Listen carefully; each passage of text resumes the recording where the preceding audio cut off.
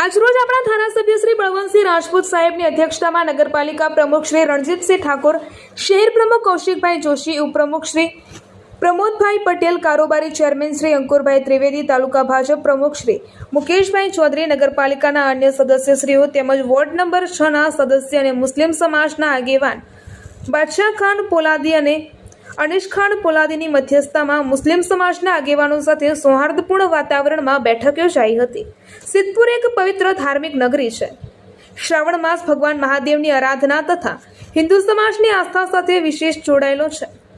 આ પવિત્ર માસ દરમિયાન હિન્દુ સમાજની લાગણી અને માંગણીને ધ્યાનમાં રાખીને મટન માર્કેટની દુકાનો શ્રાવણ માસ પૂરતી બંધ રાખવા અંગે બેઠકમાં રજૂઆતો કરવામાં આવી હતી। આ રજૂઆતોને મુસ્લિમ સમાજના આગેવાન અને મટન માર્કેટના વેપારી મિત્રોએ સકારાત્મક રીતે સ્વીકારી સામાજિક સૌહાર્દ અને પરસ્પર સન્માનનું ઉત્તમ ઉદાહરણ પૂરું પાડ્યું હતું। વેપારી મિત્રોએ જરૂરી વ્યવસ્થા માટે 2 દિવસનો સમય માંગ્યો છે અને ત્યારબાદ આવનાર સોમવારથી શ્રાવણ માસ પૂર્ણ થાય ત્યાં સુધી મટન માર્કેટ સંપૂર્ણપણે બંધ રાખવાની ખાતરી આપવામાં આવી છે। સિદ્ધપુરની એકતા, શાંતિ, પરસ્પર સન્માન અને ભાઈચારાની પરંપરા વધુ મજબૂત બને તે જ સૌની સામૂહિક ભાવના છે।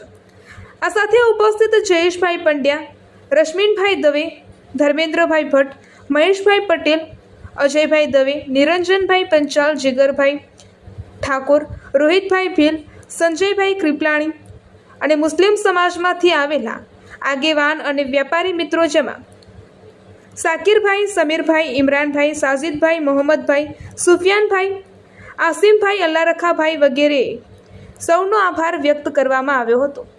રિપોર્ટર ન્યૂઝ ઓફ પાટણ, તંત્રે રાજુભાઈ ડી પટેલ। આજ રોજ નગરપાલિકા ખાતે પ્રમુખ સાહેબ, ઉપપ્રમુખ અને કારોબારી ચેરમેન અને અન્ય સદસ્યશ્રીઓ અને સાથે મુસ્લિમ ભાઈઓ સાથે અમે આજે એક બેઠક કરી। 2-3 દિવસથી અમારી વાટાઘાટો ચાલતી હતી। એ દરમિયાન અમે એમને એક રિક્વેસ્ટ કરી આજે કે આપ આ શ્રાવણ મહિનો છે, સિદ્ધપુર ધાર્મિક નગરી છે, તો આપ આ શ્રાવણ મહિના પૂરતું તમે જે મટન માર્કેટ છે સિદ્ધપુરનું એ તમે બંધ પાડો તો અમારી આવા હિન્દુ સમાજની આવી અમારી લાગણી છે।